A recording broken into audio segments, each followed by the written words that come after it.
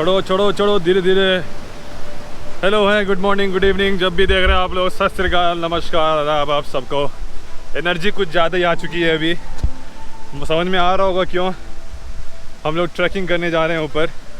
पिछली वीडियो में देखा ही होगा आपने, एक फ्रेंड मेरा यशपाल, उसके साथ अपन घूमने जा रहे हैं। ये भाई एकदम प्रोफेशनल हाइकर टाइप का है, मेरी मार रहा है चल ऊपर। अच्छा चल चल भाई, तू भी ऊपर चल। तो जैसा ये छोटू सा ब्रिज हमारा, ये देखो, हाँ चलते हुए धीरे धीरे पहुँचते हैं ये जंगल बांस के। मेरी सांस होने लगी, मोटा हो गया हूँ यार बहुत ज़्यादा ही मैं। अबे यशपाल, बहुत मोटा हो गया हूँ बे मैं मेरा सांस फूलने लगी मेरी अभी से ही। अभी बहुत ज़्यादा जाना, जो कि धीरे धीरे पहुँचेंगे। हाँ आराम से चलेंगे। हाँ, इसी बहाने तोंद कम होगी कुछ। हे भगवान, तोंद कम करा दो मेरे।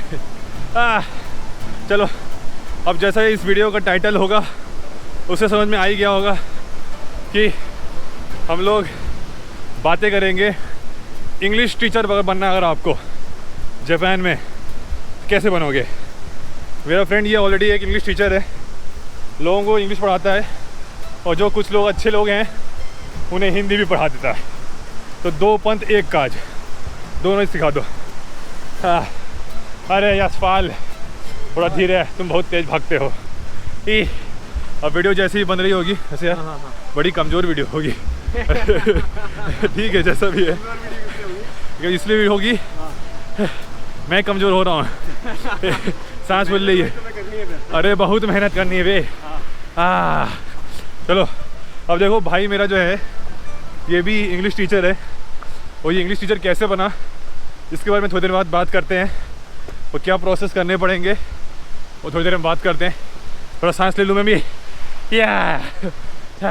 फाइनली हम लोग घूमते घामते मेरी हालत ख़राब हो चुकी है भाई ने करा दिया कसरत अच्छी वाली, लेकिन ठीक है, अच्छा जो व्यू मिल रहा है हम लोग को उसके लिए वर्थ इट है।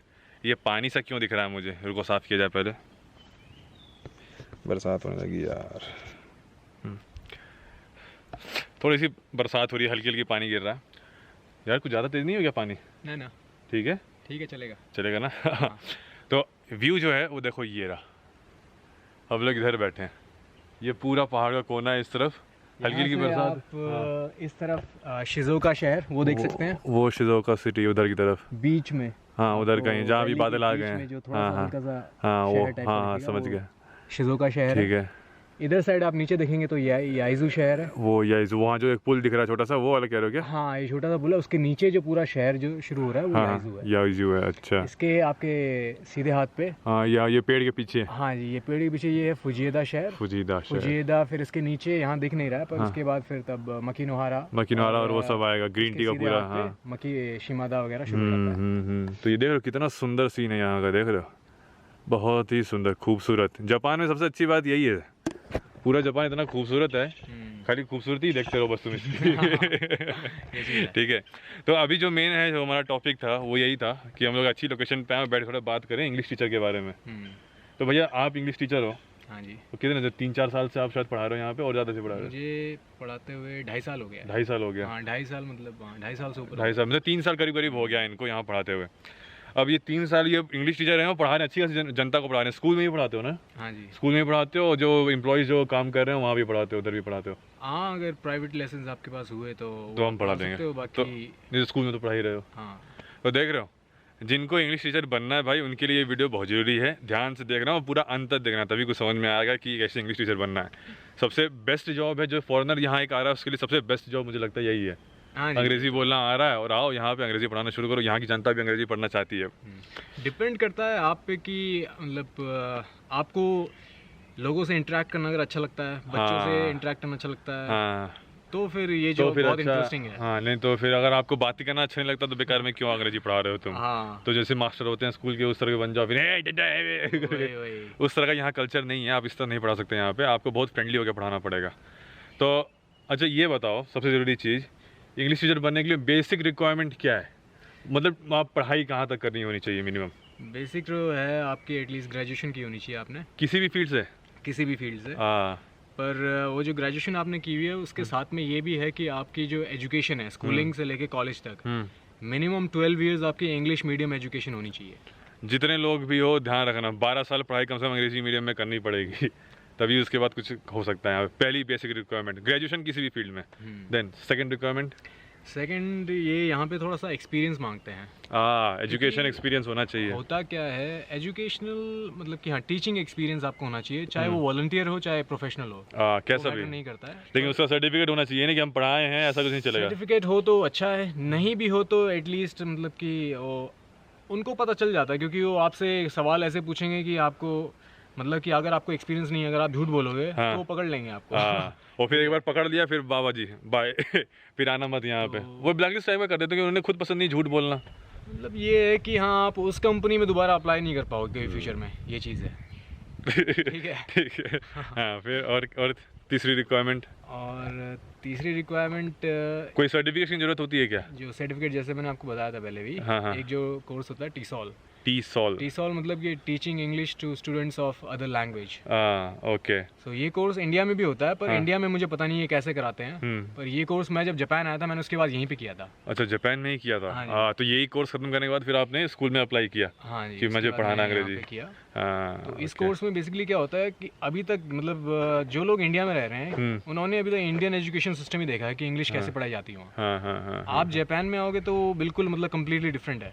आप वैसा फॉर्मेट ही नहीं है, लेसन प्लान वैसे नहीं है आपको। अच्छा, मतलब एक तरह से देखा जाए तो जैसे इंडिया में जैसे इंग्लिश पढ़ाई जाती है और जो इंग्लिश हमें जापान में पढ़ाई जाती है वो बहुत ही डिफरेंस है। बहुत डिफरेंट। करिकुलम का भी डिफरेंस है और तरीका भी डिफरेंस है ही। पर लेसन प्लान और way of teaching everything is different. अच्छा जी। अच्छा, तो मेरे को एक बात बताओ, जो जिस तरह की इंग्लिश हम लोग इंडिया में पढ़ते हैं, मतलब एक क्या बोलते हैं बेसिक शुरुआत होती है, ग्रामर है, फिर लेसन है, उस तरह का कल्चर है कि अलग है उससे भी? है लगभग चीज़ें वही है कि हाँ आपको लेसन्स भी पढ़ने पड़ेंगे, साथ में ग्रामर पॉइंट्स भी आपको सिखाते हैं। पर ये है कि इनके पास इनके जो सारे इवन दो ये इंग्लिश पढ़ रहे हैं एज ए सब्जेक्ट, पर इनके जितने बाकी सब्जेक्ट जो होते हैं वो सब जापानीज में होते हैं। हाँ, ये बात तो है। तो जो लोग यहाँ पढ़ने भी आना, बहुत लोग हैं ऐसे जो बीटेक करना चाहते हैं यहाँ पे, तो बीटेक भी पूरा जापानीज में होती है, इंग्लिश तो वहाँ पढ़ाते ही नहीं कुछ भी। इंडिया में जैसे आप इंग्लिश मीडियम स्कूल में जाओगे तो आपके सारे सब्जेक्ट्स इंग्लिश में होंगे। ठीक है। पर यहाँ क्या है कि सिर्फ इंग्लिश ही इंग्लिश में ये इंग्लिश मीडियम स्कूल है। ये क्या नौटंकी है। जापान में इनका इंग्लिश एजुकेशन यही है। अरे ठीक है। तो इस वजह से क्या होता है कि ये सीखते तो हैं, पर जैसे हमारे में क्या होता है कि आप फर्स्ट से लेके 6 तक का करिकुलम देखोगे तो उसमें अलग अलग चैप्टर्स होंगे, उसमें स्टोरीज भी होंगी, स्टोरीज को लेके क्वेश्चन एंड आंसर्स होंगे, ग्रामर जिससे आप इंग्लिश समझ पाओ जिससे आसानी से। लेटर राइटिंग होती है, उसमें अलग अलग बहुत चीजें, ऐसे राइटिंग होती है। यहाँ पे जो है लेसन में रीडिंग थोड़ा बहुत होगी, पर एज ए लेसन मतलब स्टोरी टाइप इतना नहीं होगा। अरे उसमें बहुत छोटे छोटे होंगे। इवन दो मतलब अगर आप जैसे क्या है कि मैं जैसे जूनियर हाई में पढ़ाता हूँ, तो जूनियर हाई स्कूल में यहाँ के जो 3rd ग्रेड है इनका जूनियर हाई, मतलब कि इंडिया के लगाओगे आप 9वीं 10वीं क्लास के जो बच्चे होंगे, ठीक है, तो उनके जो लेसन प्लान है वो आप देखोगे तो इंडिया के जैसे 5वीं क्लास के बच्चे या 6ठी क्लास के बच्चों को जो पढ़ाया जाता है, ठीक है, वो यहाँ पे आजकल तो ये है हमारे यहाँ के जैसे पेरेंट्स हैं वो अपने बच्चे छोटे छोटे होते हैं 2-3 साल के, तभी से उनसे अंग्रेजी बोलना शुरू कर देते हैं। थोड़ा वो है अंग्रेजी बोलते रहो। यहाँ पे भी है वैसा कल्चर कि जैसे यहाँ जो बच्चे होते हैं उनको भी एक आया स्कूल में भेजते हैं। अच्छा। पर मेन वो चीज़ है कि इनकी इंग्लिश जो करिकुलम है वो उतना स्ट्रॉन्ग नहीं है, तो इस वजह से यहाँ पे थोड़ा सा मतलब कि डिफरेंस है पढ़ाने में। हाँ बिल्कुल, इंग्लिश में जो इंग्लिश एजुकेशन है और जापान में वो कम्प्लीटली डिफरेंट है। तो इसका मतलब हमारे बेसिकली क्या है, हमें 4 तरह की रिक्वायरमेंट फुलफिल करनी है। पहला तो हमारा जो पढ़ाई और ग्रेजुएशन, स्कूल की पढ़ाई और ग्रेजुएशन कम से कम 12 साल हमारी इंग्लिश में होनी चाहिए। दूसरा, आपको इंग्लिश पढ़ाने का प्रोफेशनली या वॉलंटियरली एक्सपीरियंस होना चाहिए। सर्टिफिकेट है तो अच्छा है, या फिर 1 साल, तो जितना बेटर रहेगा उतना अच्छा है, पैकेज अच्छा बनेगा ना हमारा। फिर अब 6 महीने मिनिमम रिक्वायरमेंट है, चलो अब 6 महीने पढ़ा के आओ और एक बंदा दूसरा आ रहा है 2 साल पढ़ा के आ रहा है, तो किसको अच्छा मानेंगे? 2 साल वाले को मानेंगे ना। तो ठीक है 6 महीने वाला भी पढ़ा सकता है, लेकिन बेटर रहेगा थोड़ा जितना ज़्यादा एक्सपीरियंस हो जाए अपने आप को। अब देख लो कि हाँ अब मैं अच्छा हो चुका हूँ तो मैं जा सकता हूँ आगे, मैं जा सकती हूँ आगे। ठीक है, ये दूसरा रिक्वायरमेंट। तीसरा रिक्वायरमेंट है कौन सा? कोर्स बताया, टीसॉल कोर्स। उसका लिंक मैं डिस्क्रिप्शन में दे दूंगा साथ में नीचे, समझ में आ जाएगा, पढ़ लेना उसको, देख लेना। टीसॉल कोर्स जो भी है वो कोर्स भी क्या है कि इंडिया से मुझे पता नहीं वो कैसे सिखा रहे हैं, वो कैसी ट्रेनिंग दे रहे हैं। अच्छा। पर जो यहाँ पे जो जापान में जो ट्रेनर्स है टीसॉल के, उनको मैं पर्सनली जानता हूँ और मतलब मेरे पर्सनल रिलेशन भी है उनसे। बहुत सही। तो अगर किसी को ट्रेनिंग चाहिए हो, हाँ। और इंडिया मतलब मेरी ट्रेनर से भी बात हुई थी, तो उन्होंने कहा था कि इंडिया में भी वो ट्रेनिंग ऑर्गेनाइज कर सकते हैं अगर हमारे पास वहाँ पे 25 से ज़्यादा बच्चे हों तो हम ये ट्रेनिंग इंडिया में प्रोवाइड कर सकते हैं। अपॉर्चुनिटी भाई, अपॉर्चुनिटी, टंग टंग टंग घंटी बजाओ। अपॉर्चुनिटी, अगर नौकरी करनी है एज अ इंग्लिश टीचर तो भाई का मैं ईमेल आईडी नीचे दे दूंगा डिस्क्रिप्शन में, ठीक है? चलेगा? हाँ जी चलेगा। ईमेल आईडी दे दूंगा डिस्क्रिप्शन में, इसको ईमेल करना अपनी रिक्वायरमेंट कि भैया मैंने देखो यहाँ पढ़ाई कर रही कि ये ग्रेजुएशन है, और ये फिर तुम्हारा एप्लीकेशन जो तुम इनका जो भी जान पहचान का बंदा है जो TESOL का कोर्स कराएगा उसको ये भेजेंगे शॉर्टलिस्ट करने के लिए, और वो इंटरव्यू लेंगे। अगर उनको लगा सही कि हाँ भैया लड़के में या लड़की में दम है, पढ़ा सकते हैं ये लोग, तो उनको कोर्स कराया जाएगा। नहीं तो भैया बेटर लक नेक्स्ट टाइम, सीधी बात है। और क्या, हाँ फिर तैयारी करो, थोड़ा सा और मेहनत करो। तो अभी ये 3 रिक्वायरमेंट हो गई, सॉरी 3 रिक्वायरमेंट हो गई। चौथी रिक्वायरमेंट क्या है? चौथी रिक्वायरमेंट ऐसा कुछ नहीं है। हाँ। उसके बाद आपकी पर्सनल आपकी पर्सनालिटी अच्छी होनी चाहिए। पर्सनालिटी कैसी है। तो मेजर ये 4 रिक्वायरमेंट ही है इसका मतलब। और चौथी भी बस ऐसी है कि आपके अंदर एक एनर्जी होनी चाहिए, वाइब होनी चाहिए पढ़ाने के लिए। मतलब एक आप एक जापानीज में कहते हैं उसको सुपर गेंकी होनी चाहिए। सुपर गेंकी होनी चाहिए। गेंकी मतलब अच्छा, गेंकी मतलब अच्छा, तो सुपर गेंकी मतलब बहुत अच्छा। ठीक है, मतलब कि आप बच्चों के साथ हो तो आप उनके साथ गा सको, नाच सको, ठीक है। आप बड़ों के साथ हो तो आप उनके साथ कॉन्वर्सेशन कर सको किसी भी तरह की, ठीक है। ट्रैवलिंग से लेके, खाने से लेके, वर्ल्ड कुछ भी, पॉलिटिक्स पे लेके। लेकिन इंग्लिश में कि जापानीज में? इंग्लिश में। तो अच्छा एक बात बताओ, हाँ जी। अगर वो बंदा इंग्लिश पढ़ाने आ रहा है और उसका जापानीज लेवल 0 है तो क्या वो सर्वाइव कर पाएगा जापान में? सर्वाइव एज अ टीचर कर सकता है।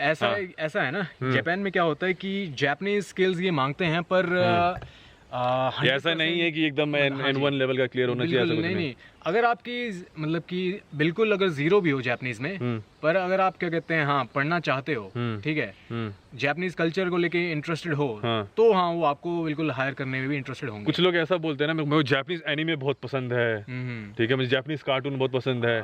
तो क्या ये अच्छा है फीडबैक बोलना कि अगर पूछा आपको जापान क्यों आना चाहते हो, आप बोलो मुझे जापानीज एनीमे बहुत पसंद है। जापानीज एनीमे पसंद है वो ठीक है, लेकिन वो कोई बहुत बड़ा एसेट नहीं हो सकता ना कि आप सुन लो सारे, ये बंदा पढ़ा रहा है, वो भी स्कूल में पढ़ा रहा है। मैं बोलता हूँ जापानीज एनीमे पसंद होना कोई बहुत बड़ा फैक्टर नहीं है यहाँ जापान आने का। तो बोलते हैं ऐसा क्यों?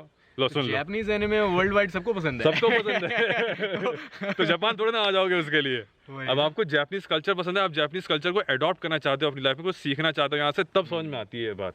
अब जापानी कल्चर मुझे पसंद है, हाँ ठीक, एनीमे भी बहुत पसंद है, नहीं तो वो मत बोलना एनीमे पसंद है। हाँ वो एक पार्ट है जापानीज कल्चर का, लेकिन as a whole Japanese culture में आप कितने इन्फ्लुएंस्ड हो उससे, और कितना आप अपने आप में उससे अपने कल्चर को छोड़े बगैर उस कल्चर को अपनाना, वो अपने आप में बहुत बड़ी चीज़ है।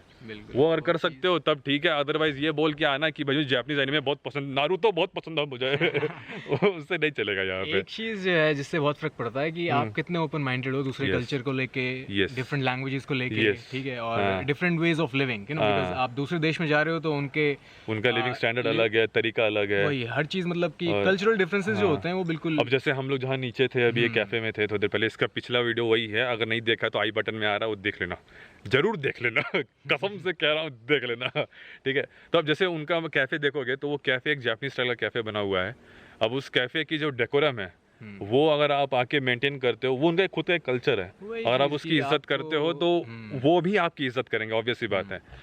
तो समझ में आ गया होगा इस वीडियो से कि बेसिकली क्या रिक्वायरमेंट है इंग्लिश टीचर की बनने की।